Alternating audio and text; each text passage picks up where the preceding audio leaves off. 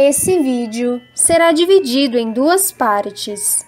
A primeira parte contará como foi o início da vida de Domitila de Castro, de 1797 até 1822. A segunda parte contará como foi a sua ascensão, de 1822 até 1867. Você está assistindo a parte 1. Nascida no dia 27 de dezembro de 1797, na província de São Paulo, Domitila de Castro Canto e Melo era filha caçula de Escolástica Bonifácia de Oliveira Toledo Ribas e João de Castro Canto e Melo. Seus pais eram membros de famílias ricas da elite paulista. Não existem muitos registros sobre a infância de Titília, assim apelidada por sua família. Mas sabemos que ela aprendeu a ler, escrever e fazer cálculos, o que já a diferenciava das outras mulheres de sua época, tendo em vista que a educação para as mulheres era bastante limitada e regrada. Ao completar 15 anos, seus pais decidiram casá-la com um mineiro que havia se mudado para São Paulo há pouco tempo. Seu nome era Felício Pinto Coelho de Mendonça, que era alferes e membro do 1º Esquadrão do Corpo de Dragões de Vila Rica. Ele era 8 anos mais velho que sua pretendente e era considerado um bom partido para Domitila. Acabaram se casando em 13 de janeiro de 1813 e se mudaram para Vila Rica. Nesse mesmo ano, Domitila engravidou e deu à luz a sua primeira filha, batizada como Francisca. 3 anos depois, Domitila engravidou novamente e deu à luz em novembro de 1816 a um menino que recebeu o nome do pai, Felício. A vida conjugal ia de mal a pior. Felício demonstrou ser um homem muito ciumento e agressivo, dado aos vícios da bebida e jogos de azar. Ele agredia e violentava Domitila constantemente. Cansada de tanto sofrer, Domitila tomou uma decisão muito corajosa para a época. Fugiu de Vila Rica para sua terra natal, a fim de salvar sua vida e conseguir o apoio de sua família, pois todos sabiam do caráter violento de seu marido. Entretanto, Domitila e seu marido acabaram se reconciliando. Desse reconciliamento, ela acabou ficando grávida e dando à luz ao terceiro e último filho do casal, que recebeu o nome de João, mas infelizmente o menino acabou falecendo ainda bebê. A paz durou pouco tempo após a reconciliação. Nessa mesma época, a mãe de Felício faleceu e o alferes recebeu como herança muitas terras. Como mau caráter que era, Felício falsificou a assinatura de Domitila para vender suas terras e ficar com dinheiro para si, provavelmente para gastar em bebidas e jogos. No dia 6 de março de 1819, Felício tentou matar sua esposa e esfaqueou Domitila 2 vezes, uma na coxa e outra na barriga. Ela ficou 3 meses entre a vida e a morte, mas conseguiu sobreviver ao atentado e seu marido foi preso. Felício afirmava que Domitila tinha cometido adultério com um oficial chamado Francisco de Lorena, mas o alferes não tinha nenhuma prova ou testemunha. Naquela época, os maridos podiam, perante a lei, assassinar suas esposas em caso de adultério. Domitila negou tudo. Todos sabiam da má fama de Felício como marido violento e alcoólatra. E mesmo assim ele foi solto, graças às suas amizades. Felício, vingativo após ter fracassado em seu plano de matar Domitila, tentou então tirar dela o seu bem mais precioso, que eram seus filhos. Ele queria a guarda das crianças e tentou diversas vezes falar pessoalmente com o rei Dom João VI para que intercedesse na decisão. Após a partida da família real em 1821, quem resolveria essa questão seria o príncipe regente Dom Pedro. Em 1822, Dom Pedro precisava buscar aliados políticos para fazer a independência do Brasil. O príncipe, que estava casado há 5 anos com a arquiduquesa austríaca Leopoldina de Habsburgo-Lorena, já era pai de Maria da Glória, João Carlos e da futura princesa Januária, que estava no ventre de sua mãe. Todos sabiam da fama de namorador que o príncipe tinha e de seus casos extraconjugais que não eram nada discretos. Em agosto de 1822, Dom Pedro chegou à província de São Paulo para tentar buscar apoio e apaziguar a revolta da Bernarda de Francisco Inácio. Domitila era pouco mais de 9 meses mais velha que Dom Pedro. Contam que o príncipe vinha cavalgando junto à comitiva quando Domitila atravessou a estrada sendo carregada por uma cadeirinha de arruar por 2 escravizados. Logo, o príncipe fitou os olhos na jovem de 24 anos e elogiou sua beleza. Rapidamente ele apeou do cavalo e foi ao encontro da senhorita. O próprio príncipe tomou a frente da cadeirinha, dispensou os escravizados e levou o veículo junto a um de seus guardas. Domitila não perdeu tempo e exclamou: "Como Vossa Alteza é forte!" Ao que Dom Pedro respondeu: "Nunca mais Vossa Excelência terá negrinhos como estes." No dia 29 de agosto de 1822, 9 dias antes do grito do Ipiranga, o casal dormiu junto pela primeira vez. No dia 7 de setembro de 1822, Dom Pedro proclamou a independência do Brasil e foi aclamado como o primeiro imperador dos brasileiros no Teatro Ópera, onde certamente Domitila e sua família estavam presentes. De fato, não podemos negar que a história de Domitila se confunde com a independência do Brasil. Ela foi, sem dúvidas, o escândalo do primeiro reinado. Domitila de Castro Canto e Melo era uma mulher atraente para os padrões de beleza da época. Possuía uma pele clara e bem cuidada. Seus olhos eram de um tom profundo de verde. O nariz era levemente curvo, mas delicado. Seus dentes eram brancos. Era alta, mas seus ossos e músculos não eram aparentes. Era uma mulher divertida, simpática e espirituosa, segundo muitos relatos. Nesse período, Domitila engravidou. Existem divergências sobre o destino dessa criança. Alguns historiadores acreditam que ela tenha perdido o bebê, e outros dizem que a criança nasceu morta. O que temos certeza é que 1 ano após o primeiro encontro, Domitila se mudou com toda a sua família e filhos para o Rio de Janeiro, a pedido do próprio imperador. Você está assistindo a parte 2. No vídeo anterior, vimos como Dom Pedro e Domitila se conheceram no final do mês de agosto de 1822. Logo, Domitila engravidou. O imperador fez questão que sua amante e toda a sua família se mudassem para o Rio de Janeiro. No início de 1823, Dom Pedro I teve um caso amoroso com a irmã de Domitila, chamada Maria Benedita de Castro Canto e Melo.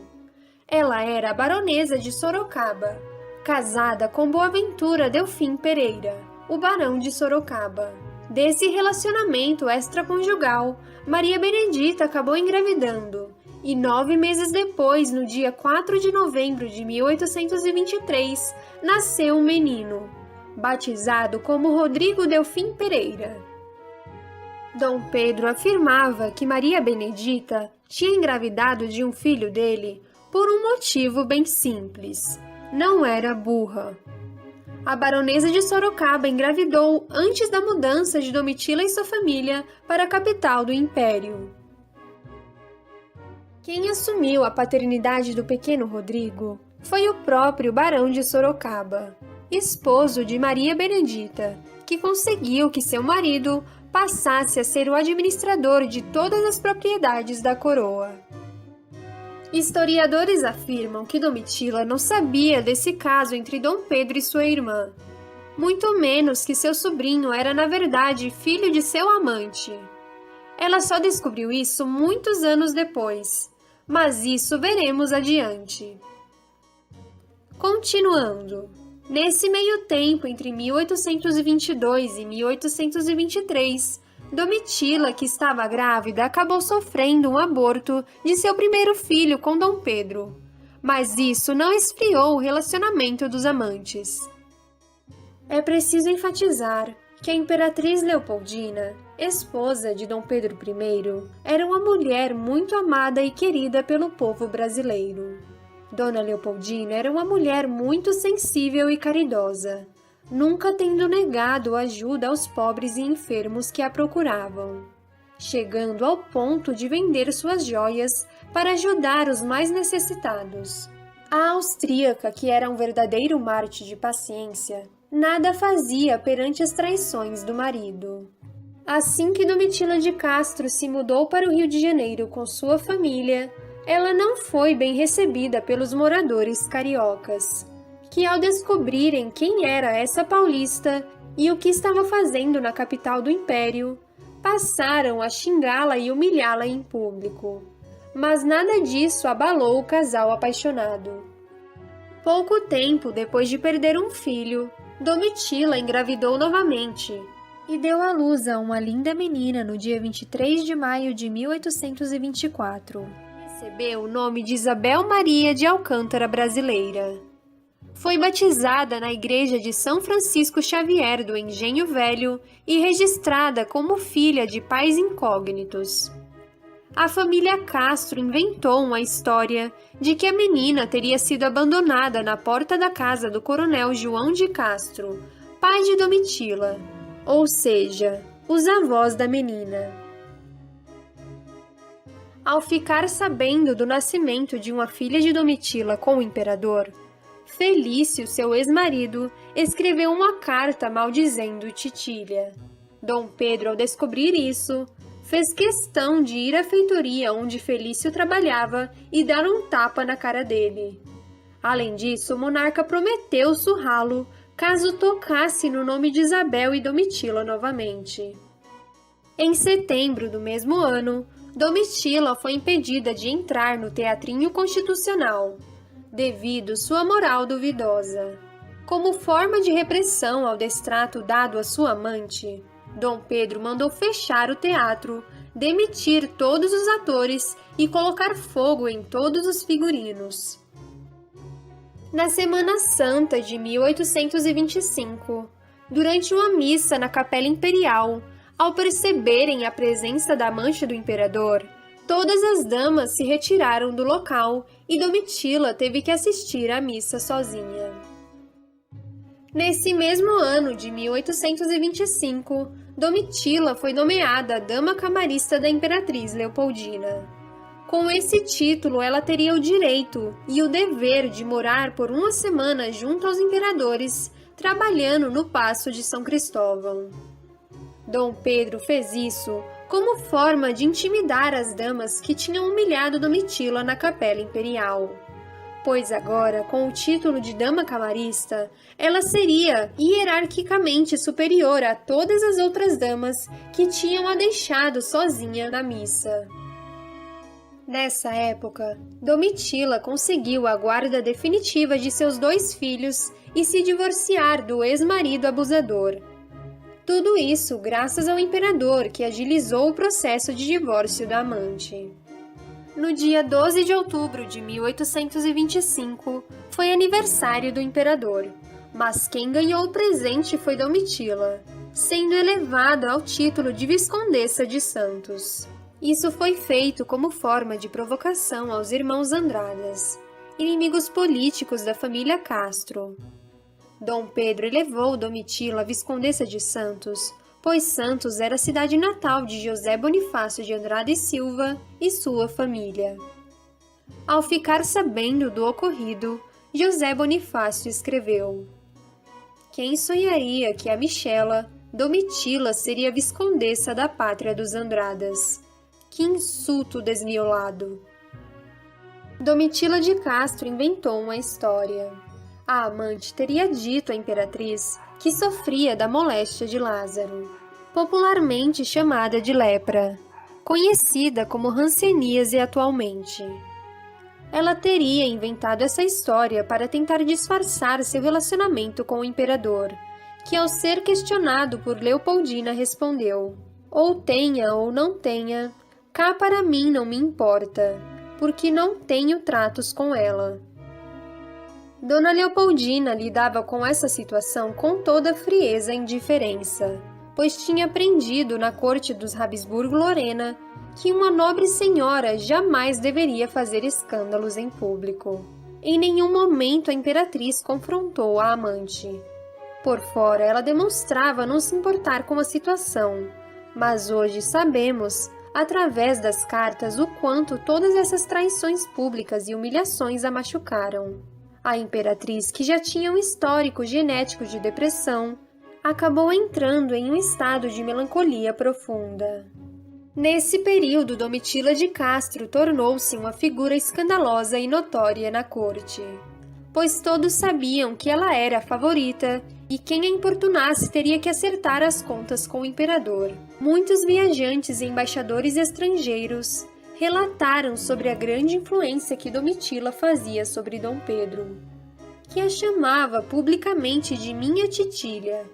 Nas cartas trocadas entre os amantes, o imperador assinava como Demonão ou Fogo Foguinho.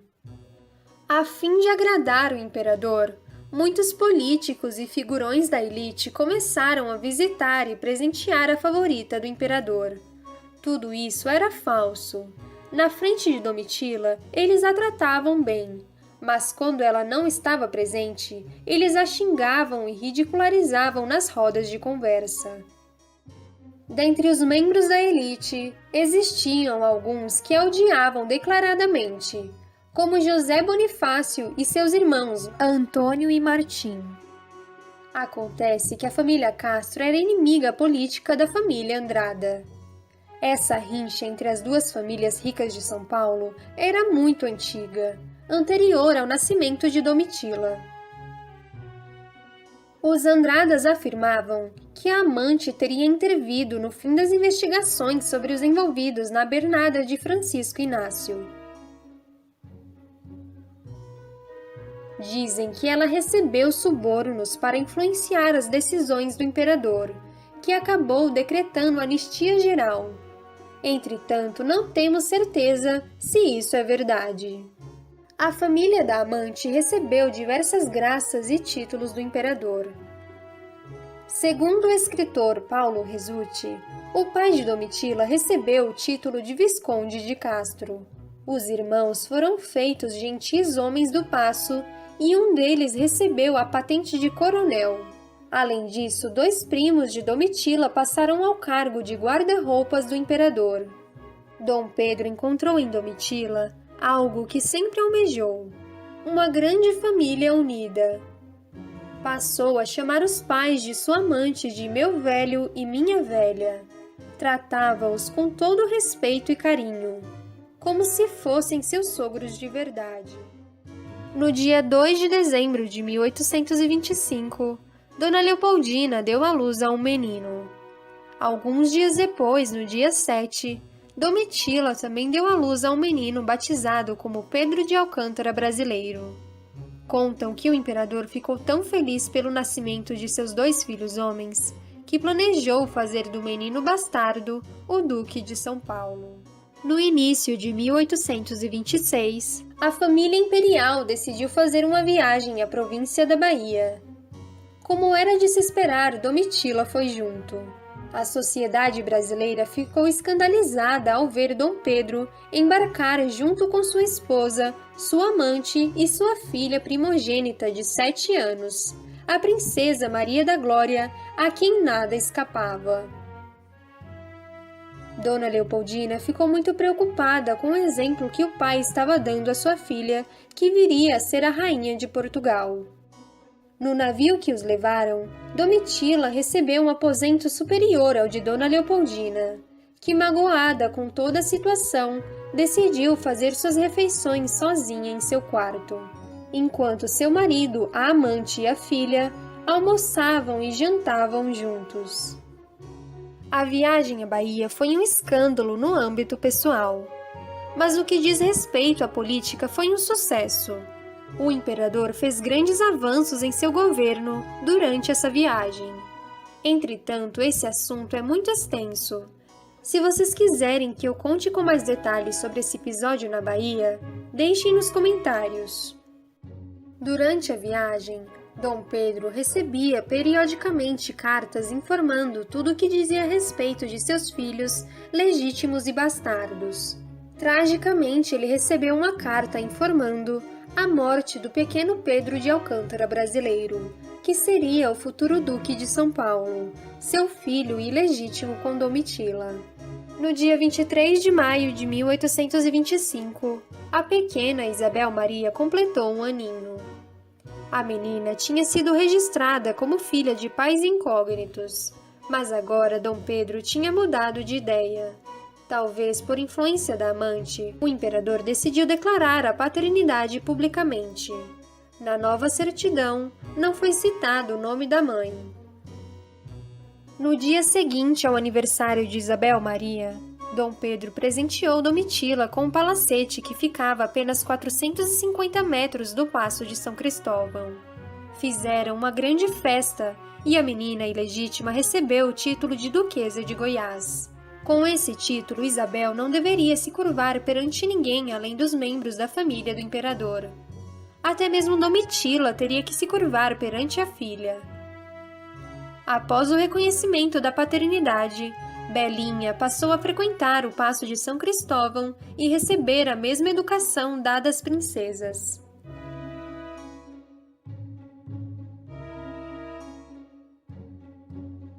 Já que Dona Leopoldina não fazia nada em relação à infidelidade de seu marido, o povo decidiu fazer por ela.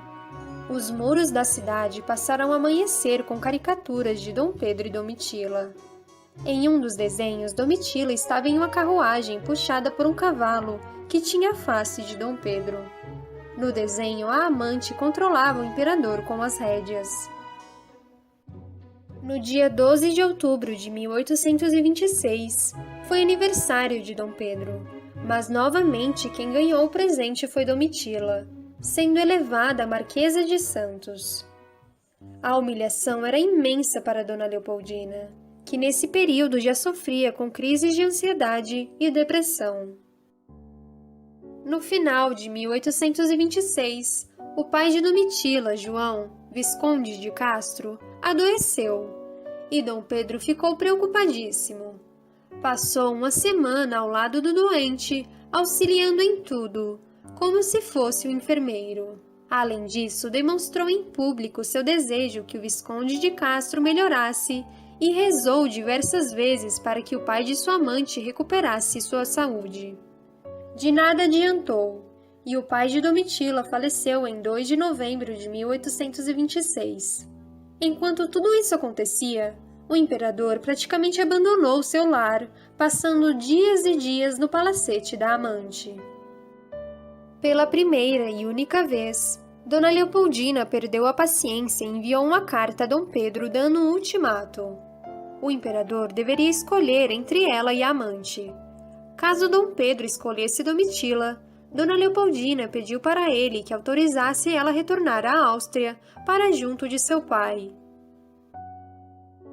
Dom Pedro não se deu o trabalho de responder sua esposa. Sem obter respostas, Dona Leopoldina mandou que os criados arrumassem todas as roupas do imperador e as entregassem na casa da amante.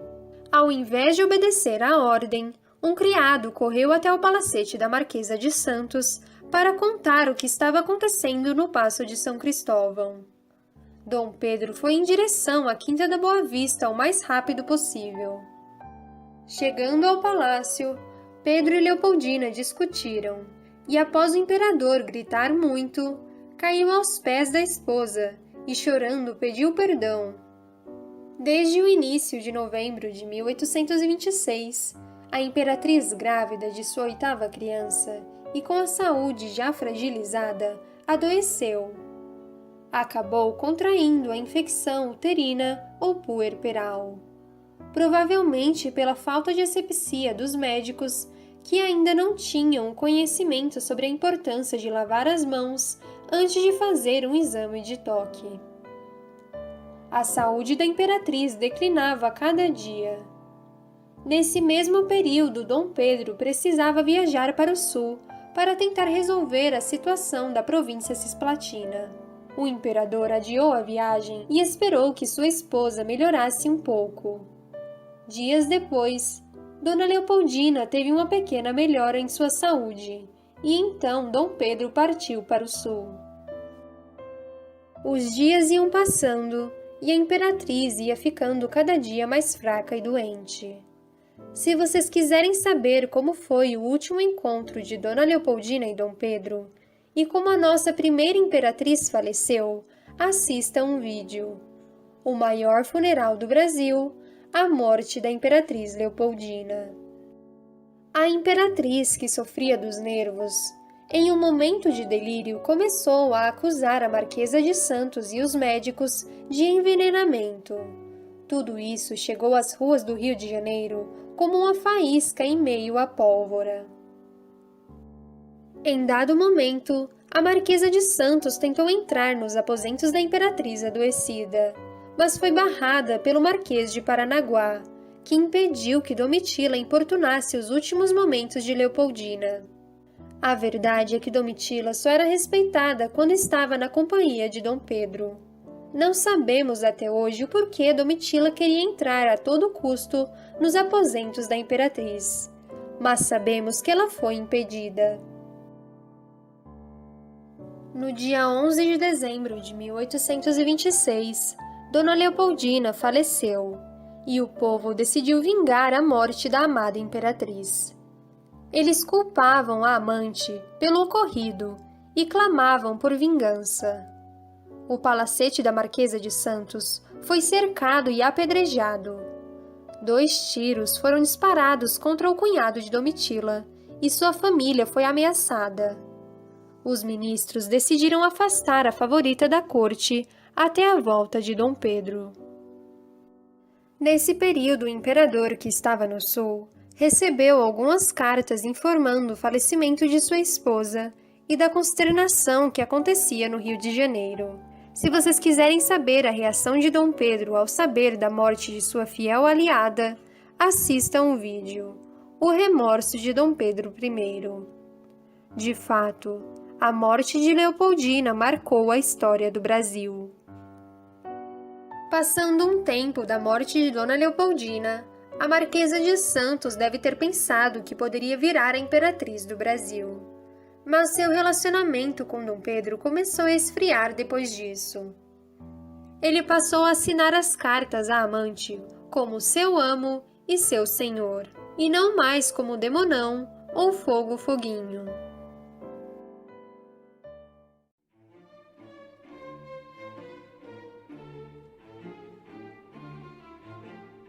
Mesmo assim, Domitila acabou engravidando novamente e deu à luz a uma menina que nasceu no dia 13 de agosto de 1827, batizada como Maria Isabel de Alcântara Brasileira. A menina seria a futura Duquesa do Ceará. A Marquesa de Santos era uma mulher muito ciumenta. Isso fica mais do que comprovado nas cartas trocadas entre os amantes. O imperador desenvolveu ao longo dos anos uma amizade com o marido de Maria Benedita, o barão de Sorocaba. Dom Pedro dormia com frequência na residência do casal, e isso fazia Domitila morrer de ciúmes. Em uma carta, Dom Pedro jurava: "Não fui à casa do grande nem do pequeno Boaventura." Numa noite, enquanto Maria Benedita estava voltando para casa de carruagem, ela foi surpreendida com vários tiros disparados em sua direção. Felizmente, ela não se feriu, mas seu veículo ficou totalmente perfurado. Em vez de chamar a polícia, ela mandou um de seus criados avisar o barão de Sorocaba sobre a tentativa de assassinato. Em carta, a baronesa de Sorocaba dizia ter sido vítima de uma emboscada, na qual reconhecia um dos oficiais do regimento que era amigo de Domitila. Além disso, Maria Benedita suspeitava que seu próprio irmão José de Castro estava envolvido no crime. O barão de Sorocaba foi diretamente falar com o imperador sobre o ocorrido. Ele suspeitava que tudo tinha sido a mando de Domitila. Após ficar sabendo do atentado, Dom Pedro I ficou furioso e acreditou que Domitila era a mandante do crime. Ordenou então que ela e seus irmãos fossem exilados na Europa. Retirou imediatamente a guarda da Duquesa de Goiás e da recém-nascida Maria Isabel, que foram morar com Dom Pedro no Paço de São Cristóvão. Algumas fontes indicam que Domitila só descobriu que Rodrigo Delfim Pereira era filho de Dom Pedro com sua irmã baronesa de Sorocaba muitos anos depois. Então, o que teria motivado o crime? Já que Domitila não sabia do relacionamento amoroso entre Maria Benedita e Dom Pedro. Alguns historiadores defendem a versão de que, na verdade, tudo isso foi planejado como uma armadilha para Domitila. O objetivo era afastar a favorita do imperador para tentar limpar a imagem da monarquia. Não sabemos como, mas no final Dom Pedro acabou acreditando na inocência de sua amante e voltaram seu relacionamento. Mas dessa vez, de uma forma disfarçada. Depois disso, o imperador se afastou de Boaventura Delfim. No dia 12 de outubro de 1827, foi aniversário de Dom Pedro, e o imperador concedeu títulos e graças a 4 irmãos e mais de 30 parentes de Domitila. Ele tinha muita consideração pela família de sua amante. Além disso, ele conferiu a Ordem do Cruzeiro a todos os oficiais do Batalhão de São Paulo, pois eles cuidavam da segurança de Domitila. O Marquês de Barbacena, que nessa altura estava procurando uma princesa para se casar com o imperador, exigiu que Domitila fosse afastada da corte, pois só assim poderia garantir aos reinos que Dom Pedro tinha cortado todas as relações com a amante. Em uma carta, o imperador avisou a Domitila, no dia 13 de maio de 1828.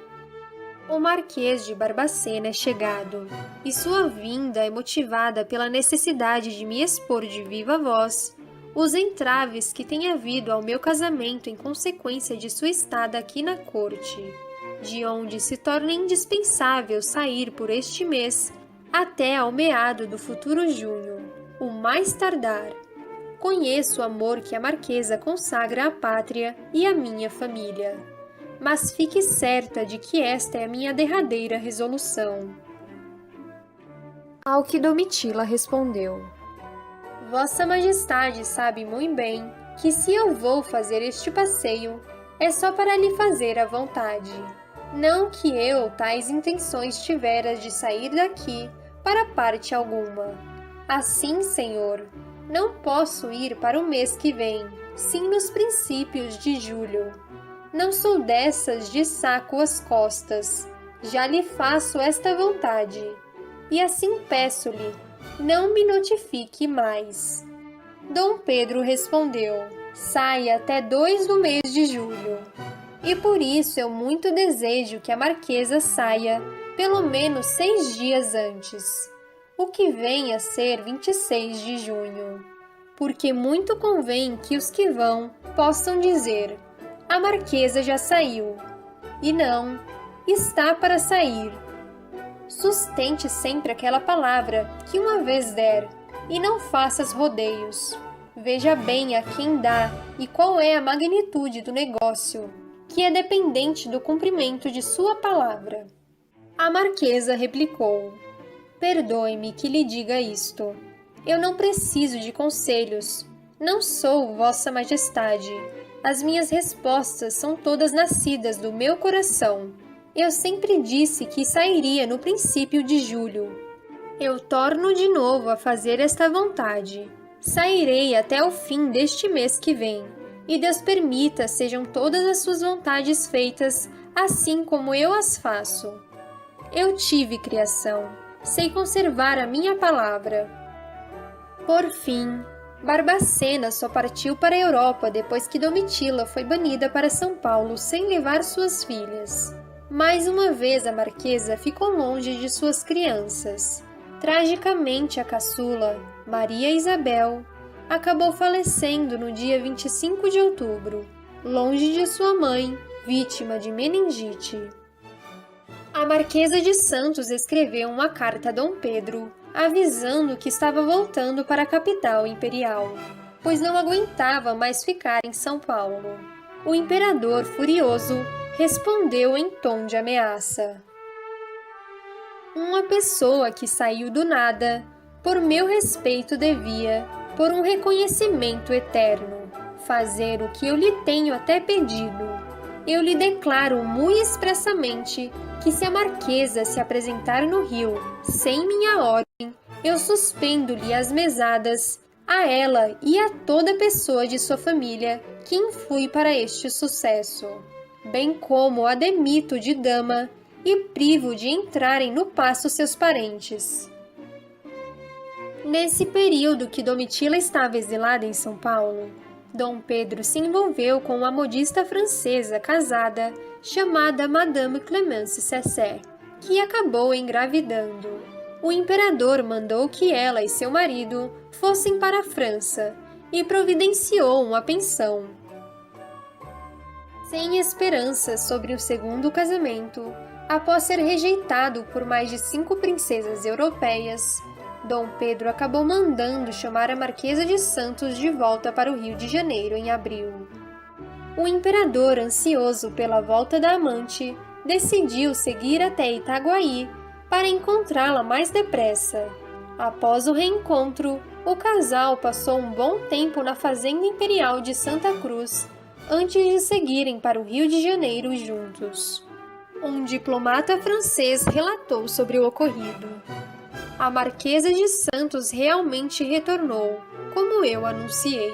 Uma multidão de cortesãos correu para sua casa com uma mesquinharia e cinismo para receber de volta aquela de quem eles tinham, não muito tempo antes, comemorado a desgraça com tanta alegria e que desde então sempre gostavam de insultar. A entrada triunfal da Marquesa de Santos no Rio de Janeiro.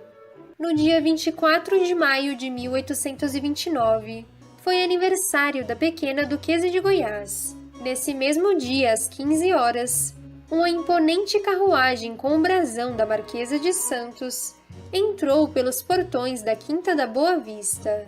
Domitila desceu da carruagem usando um rico vestido, joias e anéis, em cada um escrito Pedro I. A favorita usava um colar de diamantes com o retrato de Dom Pedro. Foi saudada por todos os guardas que lhe prestaram continências, como se a amante fosse a real imperatriz do Brasil. Dom Pedro a recebeu vestido em sua farda de gala, com todas as condecorações. À noite foi oferecido um grande banquete para mais de 50 pessoas. Em seguida, um baile aconteceu. Mal sabia Domitila de Castro que sua felicidade duraria pouco, pois alguns dias depois, o casamento por procuração entre Dom Pedro e Dona Amélia seria assinado na Europa. Após quase 3 anos de procura, os diplomatas tinham conseguido um bom casamento para o imperador. Após ver o retrato de sua noiva Amélia, que era 15 anos mais jovem que Domitila, o imperador cortou todas as relações com a marquesa e se mudou para uma residência localizada no Botafogo. Domitila recebeu uma carta informando que o imperador estava casado e que ela deveria ir embora do Brasil imediatamente. Dom Pedro deixou claro que compraria todas as suas propriedades e lhe pagaria 300 contos de réis, uma fortuna para a época. Além disso, o imperador deixaria ela ficar com a mobília de todas as casas. Ao ler tal decreto, Domitila ficou revoltada e disse que jamais deixaria o Brasil.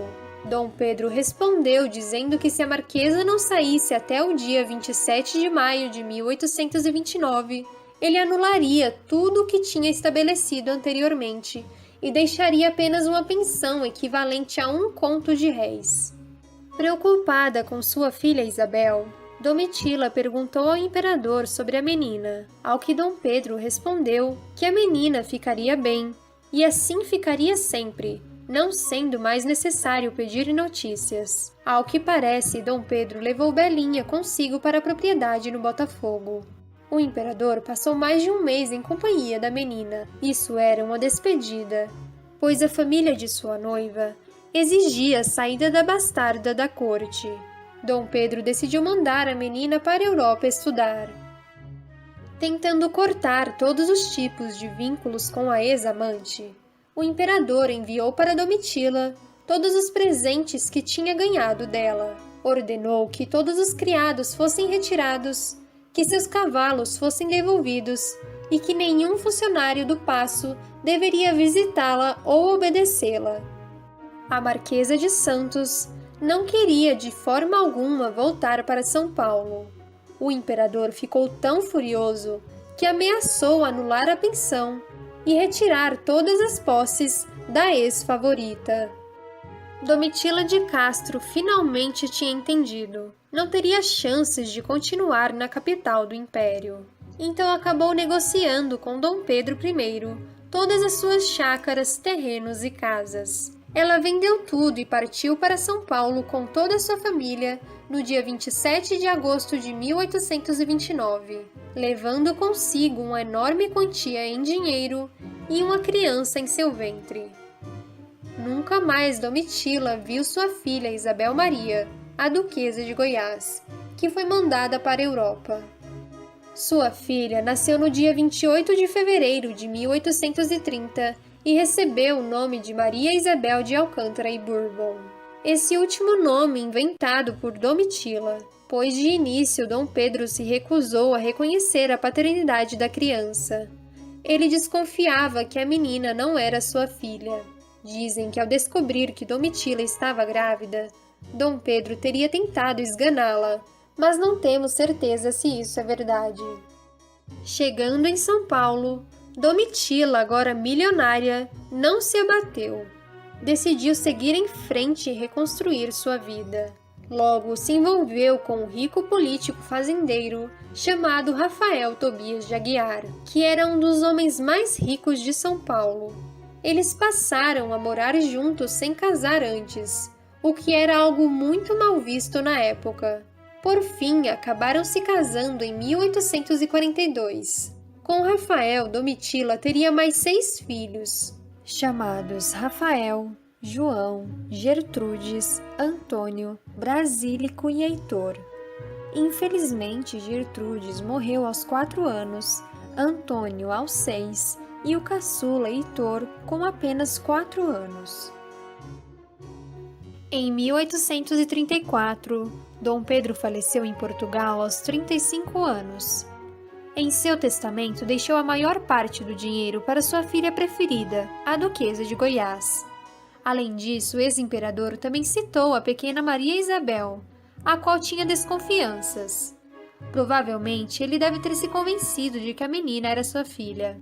Dom Pedro pediu para que Dona Amélia mandasse buscar a pequena Maria Isabel no Brasil e educá-la na Europa. Assim que o ex-imperador faleceu, Amélia de Leuchtenberg entrou em contato com Domitila para que a vontade de Dom Pedro fosse feita e sua última filha fosse criada na Europa, junto com sua irmã mais velha, a Duquesa de Goiás.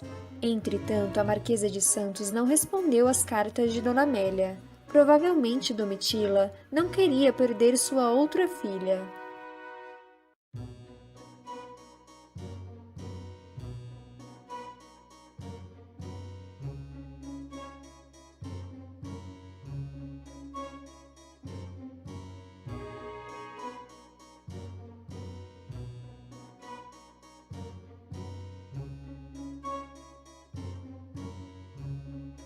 Se você chegou até aqui, Não se esqueça de curtir o vídeo e se inscrever no canal. Clique no sininho para ativar as notificações. Em São Paulo, a Marquesa era uma senhora muito respeitada. Dava muitos bailes e saraus em sua residência, que era muito bem frequentada por poetas e artistas. Ela amava dar festas e fazer apostas em corridas de cavalo. Domitila ficou viúva aos 60 anos de idade. Quando sua mãe faleceu em 1859, ela decidiu comprar uma sepultura no cemitério da Consolação, onde mandou construir uma capela. Muito se fala sobre a Marquesa de Santos ter sido a doadora das terras onde hoje se localiza o cemitério da Consolação, mas a verdade é que ela apenas mandou construir a capela. No fim de sua vida, ela se dedicou às obras de caridade, ajudou financeiramente na construção de hospitais e enfermarias, auxiliou no combate à fome no Cabo Verde e, por mais que não seja considerada uma caridade, ela fez doações para a Guerra do Paraguai e para a Guerra da Cisplatina. Tornou-se uma figura importantíssima na sociedade paulista. Foi a patrona das artes e da educação em São Paulo. Além disso, a Marquesa se dedicou às obras filantrópicas, ajudando pobres e indigentes.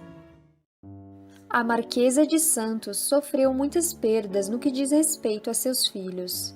Das 14 crianças que deu à luz, Domitila enterrou 7. Em seus últimos anos, a Marquesa, já idosa, virou irmã leiga da Ordem Terceira do Carmo. Domitila de Castro Canto e Melo, a Marquesa de Santos, faleceu no dia 3 de dezembro de 1867, aos 60 anos de idade, por conta de uma enterocolite aguda. Ela foi enterrada como freira no cemitério da Consolação, onde tinha comprado 3 sepulturas. Nesse dia, a cidade de São Paulo cobriu-se de luto.